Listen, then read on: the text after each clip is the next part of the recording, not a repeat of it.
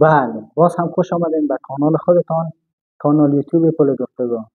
باز هم در کانال ما مهماندار هستیم. امروز هم چه مهمان گرامی ما حضور پیدا کردن، جناب دکتر سید روبیل نوری آهنگر. چه یک تخلصای عجیب و غریب. انشالله که بحث های خواهیم داشت و قبل از اینکه بحث شروع بکنیم از شما خواهشمندم که کانال لایک بکنین، سابسکرایب بکنین و با دوستانتان هم شریک بسازین که اونا هم استفاده بکنن. جناب نوری صاحب، سلام، وقت شما بخیر. سلام، وقت شما همچنان بخیر. امید که خوب و صحتمند باشین و یک سلام خاص برای بیننده های عزیزی کانال یوتیوب شما عرض میکنم. امیدوار هستم در هر گوشه از دنیا هستین خوش، صحتمند و آرام باشین. سلامت و بخیر باشین جناب نوری صاحب گرامی. بسیار خوشحال هستیم که شما رو در برنامه با خود داریم و شما تشکر میکنیم که در برنامه حضور پیدا کردید. تشکر. دیگر جناب روبیل جان، اگر معرفی داشته باشین از خود در اول برنامه. خیلی خوب. روبیل نوری آهنگر هستم. یک تن از شاعران بلخ و محصل سال سوم دانشکده فارمسی دانشگاه بلخ و همچنان استاد ارشد زبان انگلیسی در یکی از آموزشگاه‌های سطح شهر و در اصل از ولایت بغلان هستیم. یعنی زادگاه ولایت بغلان هست و فعلا در مزار شریف زندگی رو بگذار میکنیم. جناب روبیل جان، اگر از اولی بگین چرا چند دانه تخلص مانده نوری آهنگر؟ اگر فلسفه زیر بر ما بگین خوب میشه. خیلی خوب. چون هر بخش از زندگی ما یک مفهوم خاص خود داره. مثلا در بخش شعر، بخش ادب یا در بخش های علمی ما و شما تخلص های متفاوت استفاده میکنیم یا انتخاب میکنیم. آهنگر هم در اصل ریشهش برمیگرده به ولایت ما که بغلان است، اما قریه که ما زندگی میکنیم به نام آهنگران مسمى است و شغل اجداد و بزرگای قبلی ما آهنگری بوده. به او اساس اما قریه ما به نام آهنگران مسمى است. به او اساس اشخاصی که در اونجا بود و باش میکنن اکثرا تخلصشان آهنگر است. یعنی تمام مردم امو قریه تقریبا آهنگر تخلص میکنن و بجز از او این آهنگر ریشهش برمیگرده به امو و همچنان یک ریشه یک تخلص خوبی هنری هم میتونه باشه برای بنده شخصا، چون که در بخش شعر شاعری هم کارهای انجام داده. این در اصل تخلص شعری هم یا هنری هم انتخاب کرده. و تخلصی قبل از اون که است مثلا نوری، تخلصی ذاتی ما است. مثلا از پدرکلان و از پدرکلان پدر مثلا گرفته شده که این همگی از این تخلص دارن که از پدرکلان یا از قبل از او از پدر بعضیا استفاده میکنن از اسمشان باعث تخلص. بله، این هم فلسفه نوری آهنگر. چه قشنگ. جناب آهنگر صاحب گرامی چند ساله هستن؟ فعلا 21 سال هستم. 21 ساله. در 21 سال چه کار انجام دادن؟ 21 سال برای من بسیار پر از دستاورد و همچنان پر از تجربیاتی تلخ و شیرین بوده. چون 21 سال خیلی یک زمان زیادی هست به نظر من. اگر از تمامی 21 سال قصه کنیم شاید وقت برنامه کافی نباشه، ولی در کل خاطرات تلخ و شیرین داشتیم. خیلی هم قشنگ. بعضی از دوستان ما هستن میگن یک خوش خبری دارم یک بد خبری، کدامش اول بگیم؟ میگه شما یک بر ما خاطر شیرینتون قصه میکنید یا یک خاطر تلختون؟ هر دویش قصه میکنم، مشکل نیست اگر وقت برنامه انشالله که وقت داریم. خاطراتی خوشی که از در 21 سال ما داشتیم این است که دانستیم اهداف خود را به صورت دوامدار پیگیری و تعقیب بکنم و اما هدفهایی که در اول از طفولیت داشتیم کوشش کردیم که تعقیب بکنم و اهداف به همه اهداف برسم بله و این یک نقطه مثبتی در وجود ما می باشه و همچنان خاطراتی بدی که در این طول 21 سال داشتیم از جمله از دست دادن بعضی از عزیزای ما است که مثلا پدر بزرگوار خود ما در این طول 21 سال از دست دادم که واقعا متاثر شدیم از این ناحیه و همچنان خاطرات دیگه هم وجود داره که انشاءالله بین خدا قسم بله کنیم. انشاءالله. خب خداوند پدرتان مغفرت بکنه جناب نوری صاحب گرامی. میایم راجع به که چگونه روی آوردیم به شعر و شاعری. شما چند بخش است؟ بخش بله. ادبیات انگلیسی است، زبان انگلیسی است، بله. بخش فارمسی است، دکتری بله. و همچنان ادبیات و شعر و شاعری. اینا تقریبا بین بله. هم تفاوت‌هایی دارند. یک نفر یک بخش پیش میبره، شما چطور تونستین که 3 بخش پیش بیارین و ماشاءالله موفق هم هستین؟ تشکر.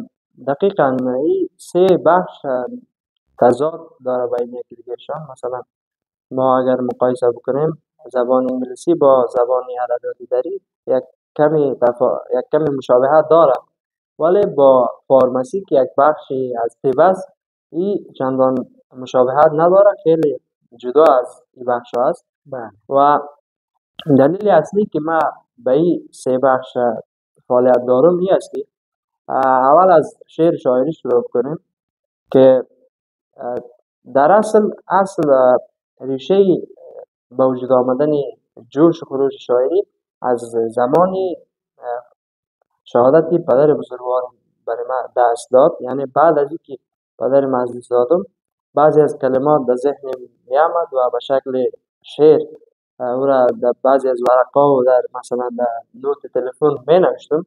کم کم میره خواستم که به پختگی برسانم که خوشبختانه یک اثری شعری من چاپ شده به نام گلبانگ جوانی که دانستم یک اثری خلق بکنم از این ناحیه. و در بخش فارمسی یا در بخش طب اگر نظر اندازه اصلی هدفی که من در طفولیت داشتم بخشای طبی بود که میخواستم در آینده یک دکتری و یا یک شخصی شوم در ناحیه طب و طبابت که بتانم حداقل خدمت به جامعه خود بکنم. و در نهایت بخش انگلیسی که یک انگلیسی در بخش انگلیسی فعالیت دارم این هم تا جایی میتونه یک شوق علاقه باشه و همچنان علاقه خاصی در این بخش هم داشتم و فعلا مصروف هستم و این یک راه دراز مدت نیست، این یک راه کوتاه مدت است برای رسیدن به اهداف بزرگ. یعنی این تدریس زبان انگلیسی دوامدار نخواهد بود و کارهای بعدی انشاءالله در بخش طبابت ادامه خواهد داشت. انشاءالله که موفق باشیم، تو دستاوردهای همیشگی داشته باشیم. سلامت بخیر. و در این قسمت از برنامه جناب آهنگر صاحب گرامی ما چند تا کلمه را میگم، در نظرتون در حد یک جمله 2 جمله میتونید که نظر بندازید که چی هست، خیلی به خاطر که برنامه ما جذابتر شه و دوستو هم کیف کنند. اولی که تعریفتون از موفقیت چی هست؟ خب خیلی کوتاه. اگر بخوایم موفقیت را در یک جمله خلاصه بکنیم، موفقیت ثمره از تلاش است. بله چه قشنگ. دومین کلمه داریم مرگ. مرگ هدفتون چی هست؟ یعنی برداشتون از این کلمه چی هست؟ مرگ یعنی دیدگاه متفاوت است. اگر بخوایم در یک کلمه بیان کنیم خیلی مشکل است، ولی کوشش میکنم در یک کلمه باشه یا یک جمله. خب در یک جمله اگر مرگ بخوایم تعریف بکنیم، مرگ یعنی جاهلیت. بله. زمانی که ما زنده هستیم ولی جاهل هستیم، در حقیقت ما انسان مرده هستیم. و خیلی از کسایی را داریم که وفات کردن، آثارشان، دستاوردشان و غیر چیزایشان تا ابدالابد باقی هستند. سومین کلمه ای است که عشق چی ما تعریف میکنیم. خب یک کلمه خیلی جذاب میتونیم بگیم عشق. زندگی سراسر عشق است. اگر عمیق فکر بکنیم زندگی بدون عشق معنایی نداره.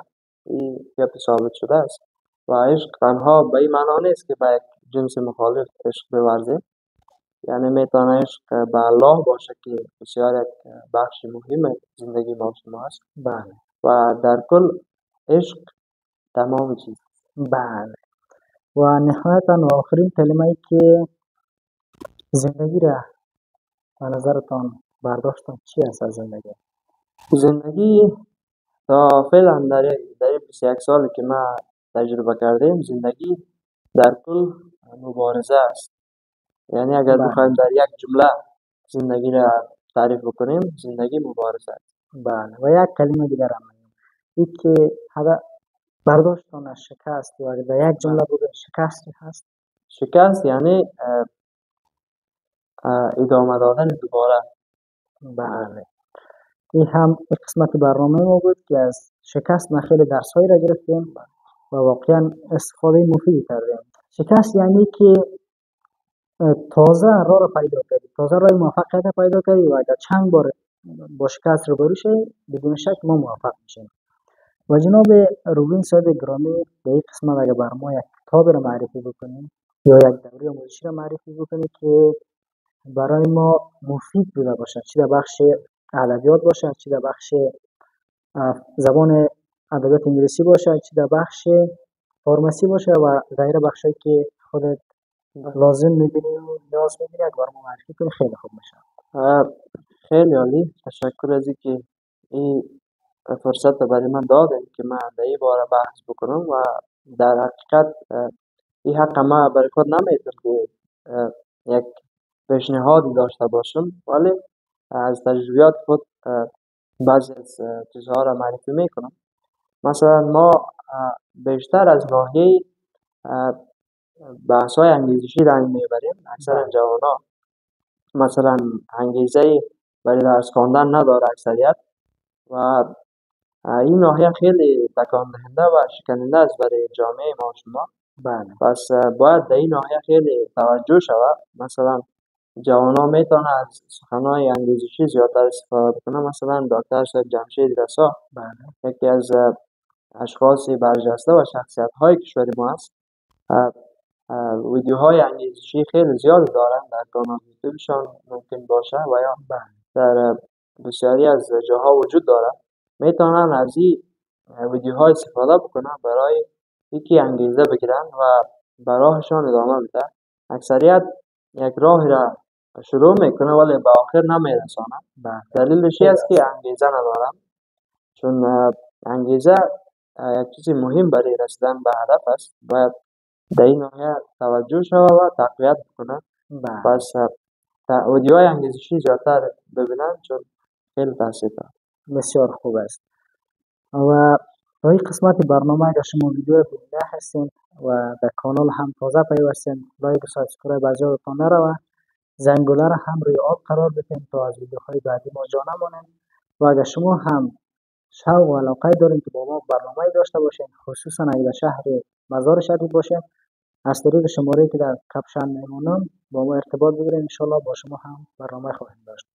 و جناب نوری صاحب آهنگر، در قسمت آخر اگر کدام پیامی داشته باشین و بیننده های ما کامرا در خدمت است.